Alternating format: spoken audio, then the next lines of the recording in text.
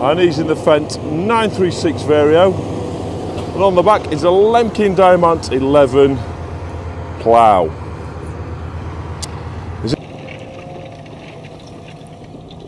Up he comes at the end of the run. He will drop the press, lift the plough, and then Stan will do a figure of 8, a loop round,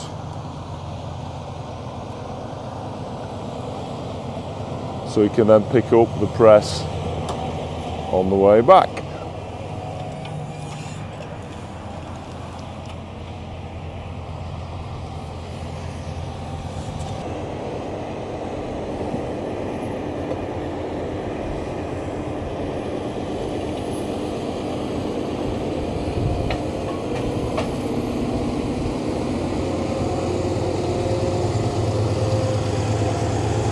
And then the press goes back over the land that's just been ploughed,